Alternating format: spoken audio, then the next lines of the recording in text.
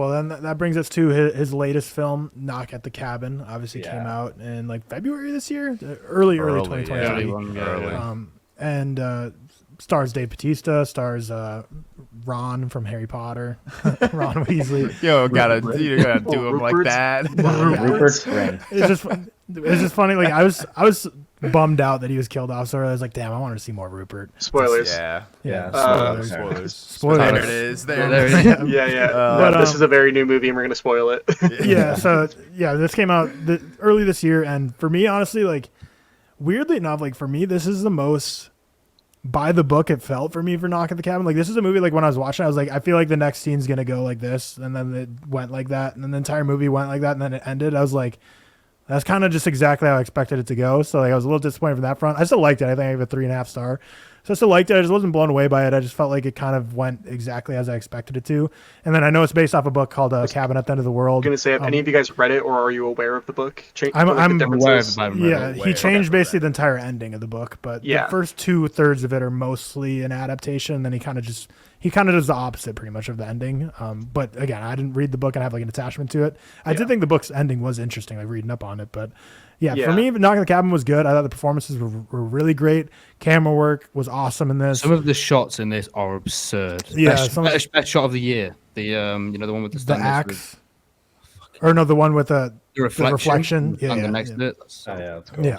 That shot is that's what I mean when I'm like, this guy's operating on a different fucking level. That shit is crazy. I just don't think it's silly to see him always like at the bottom of like lists or whatever, because I really don't think there's many people working today that are this talented, especially visually. Yeah, definitely. Yeah. But I need someone to enlighten me. Like, why did I think, like, what am I missing? Because I just thought this was so cookie cutter for me. So passionate about this movie. Yeah, let's hear it.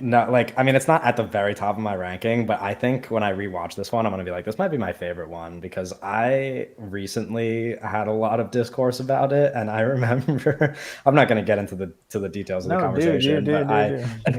Okay.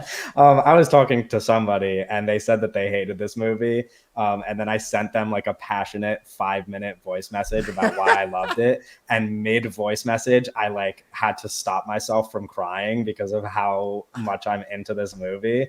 And they never talked to me again. We haven't talked since, but, was this like a date, perhaps? Yeah, this is a dating app experience. Oh, gotcha. That is so fucking funny. And to be fair, it's a little bit even more hurtful, because this was a dating app experience that wasn't going to lead to a date. She made it very clear that she just wanted to be friends, and even on a friendship level, she heard me talk about Knock at the Cabin, and she was like, "No way, that's it. I'm done with Kevin."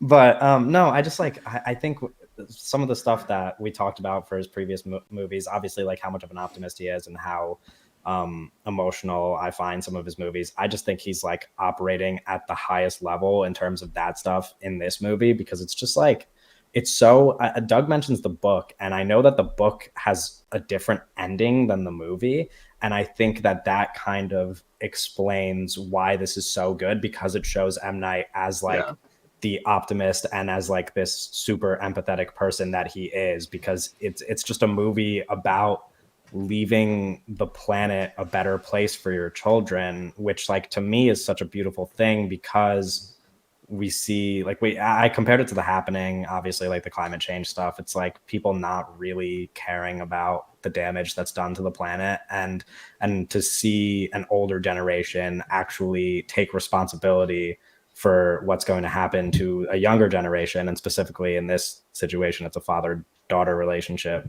It's just like I don't know. It's just really touching. Like, it just makes me cry thinking about it. I'm like, that's so sweet. I love the way that you look at an M. Night film, because I remember I had seen M. Night. I had seen Knock at the Cabin, and then like a week later was when it was released theatrically, and all of my coworkers had gone to see it. And I remember this so clearly. The first thing one of my coworkers said, because I had told him that I enjoyed Knock at the Cabin, and I'm kind of like right there with Kevin in terms of like, if I rewatch this movie, this could very well jump to like my number one M. Night in the ranking. I really did like it a lot.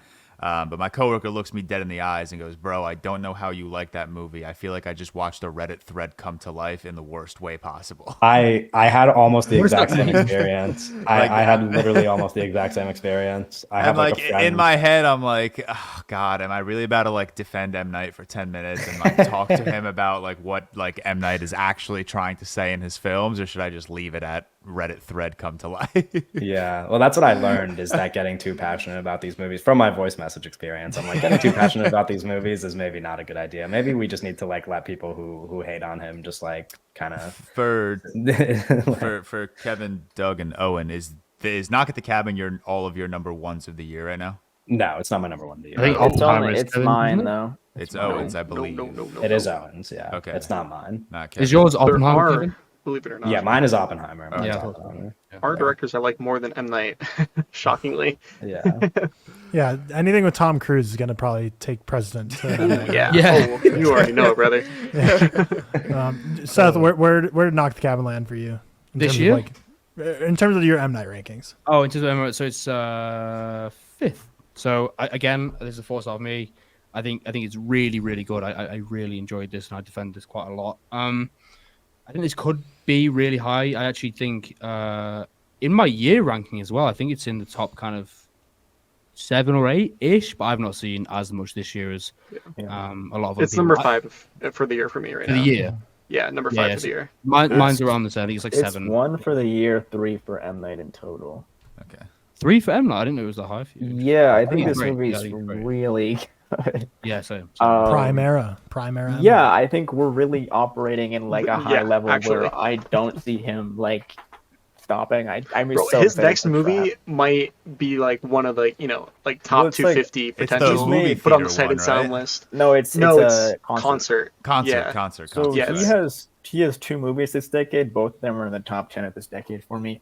I think Knock at the Cabin is really interesting because I know, Tyler, you said it was kind of cookie cutter, and then George mentioned, I think, in Old about like not holding your hand, and I think a lot of people I saw complain that this movie held your hand Held too your hand much. too much. That's what That's what I like hate Yeah. to admit this because it does make me sound like a crazy like film bro and like general audience member, but I think that's why I like Knock at the Cabin as much as I do, because it's not like typical like M. Night fuckery, I guess. And I don't say it in a bad way. but, Yeah, like, yeah, I know. I know. like what the you mean. entire movie, I'm like, what is he gonna do? What is he gonna do to piss me off? Because like for the first like hour 15, I'm like, there's no way I'm liking an M. Night movie as much as I like this movie. Yeah. So I'm like, what is he gonna do to ruin this experience for me? you And he never guys- did anything.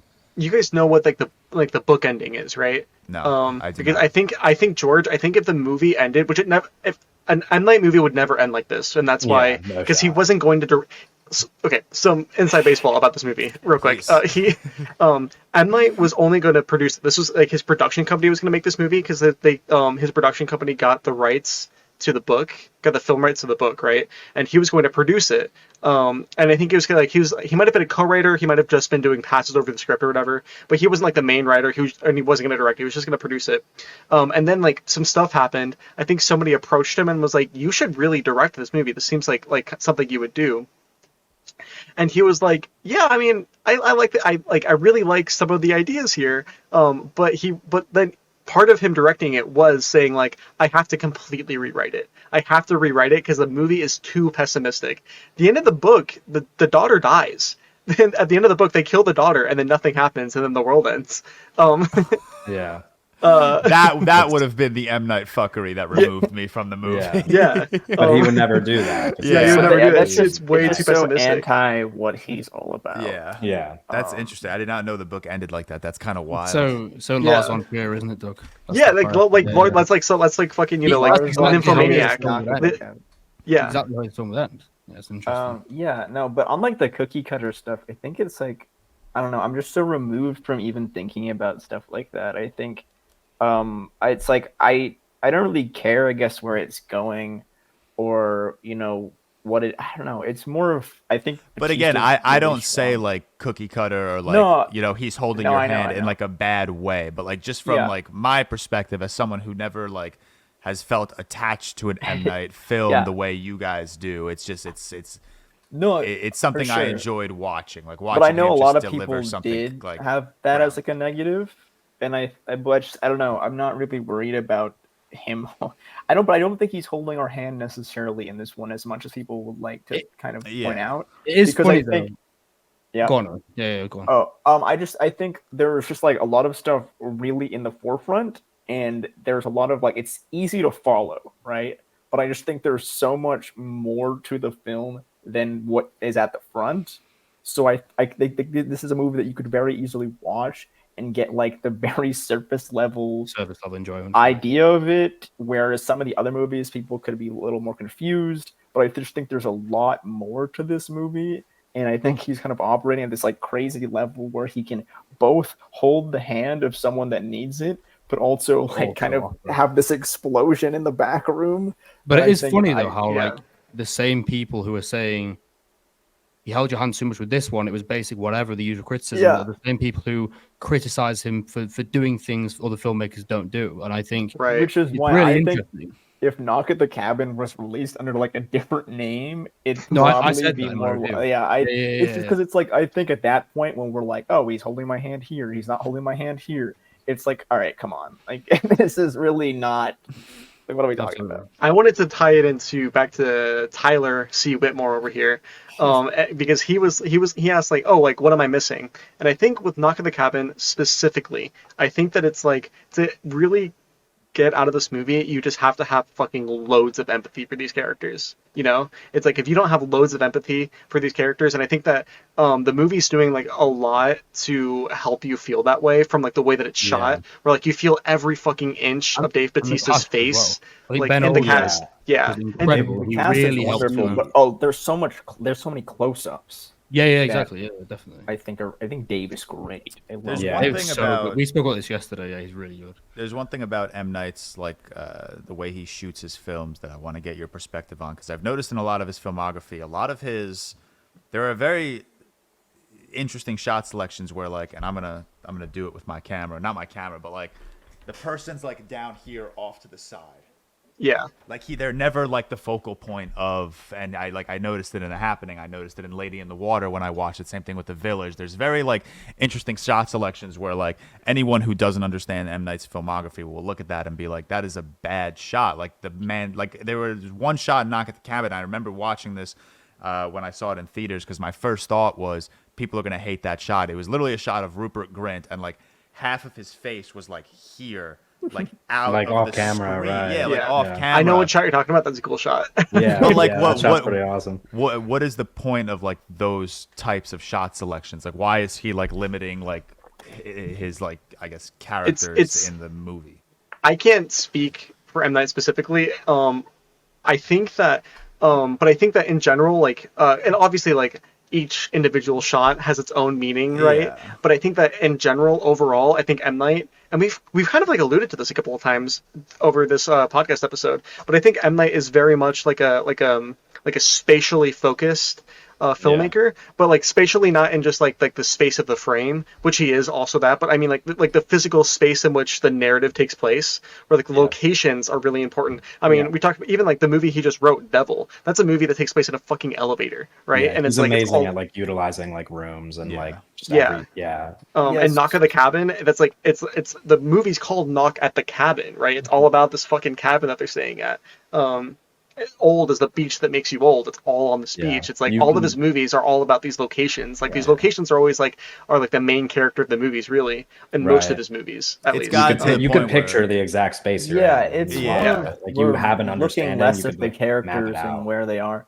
I think that's like one of the things where I gravitate towards him, and one of like my biggest gripes with like modern filmmaking is like the overuse of shallow focus and like the loss of Last Voyage of the Demeter. Like, oh my god! Even I was watching a movie yesterday, and I like the movie, and I think it's shot fine, but there's just little scenes where there's shallow focus that just annoys me, because I think we're so focused on the actors and what they're doing. And it's way less focused on like where they are and what the environment is and what people are doing in the background. That's a big issue I have with fucking Ahsoka too, bro. They use like that. What's that bullshit called? the volume, Yeah. and like also these new stills from the Percy Jackson show that's going to It's come out on just Disney Plus. blurry. Yeah, in the Percy Jackson shows, it's really bad. Where it's like they use the volume, and it's obvious that it's just like some brain of bullshit they throw up on the volume for the actors to put in front of, and it's like there's no thought going into the location at all. It's like Yeah, I always just think about it like painting stuff. I'm always just gonna bring it back to painting, but it's like I think like if you were gonna have a painting and you have two people in your painting, you're not gonna blur the background. Like you're gonna have like things in the background and there's gonna be meaning there, and then unless you're like it's just like a blank thing. But I don't know. It's like it really annoys me when you have two characters and then there's characters in the background and then they're just mush. Or it's just like you have character and then you have reverse shot, and it's just a guy, and then everything else is blurred. A conversation with blurred in the background. yeah. I like where filmmakers will put something there and they want me to look there, but I don't like when they're grabbing my eyes and they're pointing me somewhere. I want to be able to explore the whole image, and I think there's a lot of that in M. Night where I can kind of just dance around in the image where I don't get it in some other filmmakers. That is like one of the biggest gripes I have with like movies is that'll really bother me is like shallow focus stuff. Yeah, because I Zack Snyder fan over here, by the way. Talking about shallow true. focus. I don't think the Army of the Dead stuff works that well, but I don't know. That's another story for another day. No, and the reason I asked that question is because there's that like one particular shot from The Happening where it's like one person is like here.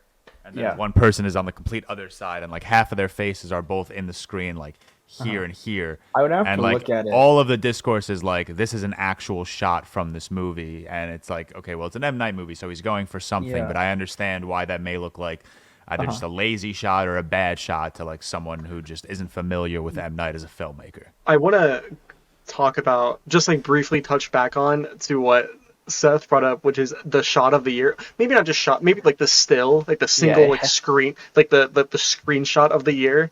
It's from Knock at the Cabin. That shot was in the trailer. That was like the fucking massive balls that M. Night has to put that shot in the trailer. That's so crazy, and it's so short. It's such a fucking like incredible, like insanely composed shot. It's like you like pause the movie and you look at it and you're like, what the fuck is going on here? Like this is crazy. And it's for like 2 seconds. It's so sick. It's so amazing. That was one of those things where it happens so quick. You can miss it in the theater. You can miss it, which is like it's like the coolest thing. And then it's like boom.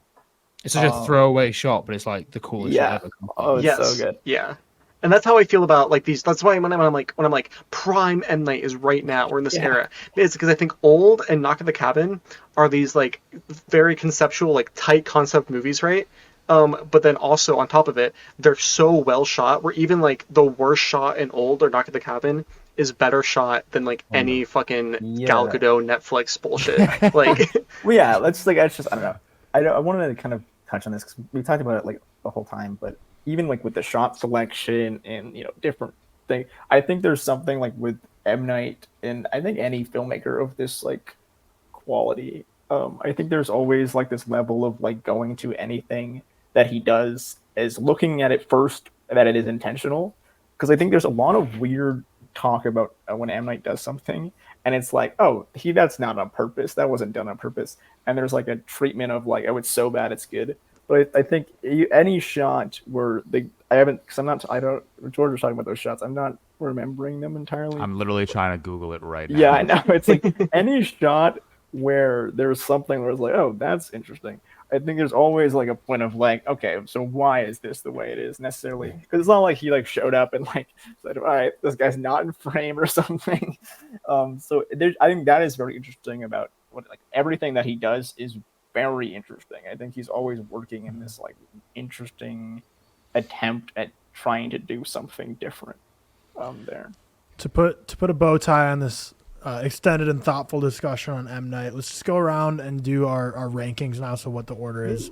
So I've seen 12 of his films, so starting from the bottom up. So in 12th I have Last Airbender, 11th Wide Awake, 10 The Happening, 9 After Earth, 8 Praying with Anger, 7 Old, 6 Glass, 5 Knock at the Cabin, 4 Lady in the Water, 3 Split, 2 Unbreakable, and 1 The Sixth Sense. And obviously I've not seen Signs, Visit, The Village yet. Those are only 3. Yes. George, Good. what's your rankings? I've seen 13. I got Last Airbender at 13, The Happening at 12, After Earth 11, 10, Lady in the Water, Old at 9, Glass at 8, The Village at 7, Unbreakable at 6, and then Knock at the Cabin, Signs, The Sixth Sense, Split, and The Visit. All right, so I'll wait for Seth to come back. So we'll go to Kevin. Cool. Yeah, I've seen 14 of them. I have Wide Awake and Last, then The Last Airbender, then The Visit, then After Earth, then Old, then Lady in the Water, then Split, then Glass, then Unbreakable. And then in my top 5, I have The Sixth Sense, Knock at the Cabin, The Happening, The Village, and Signs is my favorite. Okay, Seth, we'll bounce back up to you. We skipped over you because you stepped away. Yeah, What's your that's M. a Night good ranking one. from lowest to highest? Lowest, highest. So I have After Earth lowest, Lady in the Water second lowest, The Happening third, Old fourth, The Visit. Then I have Glass, The Village, Knock at the Cabin, Sixth Sense, Split, Unbreakable, and Signs at the very, very, very top.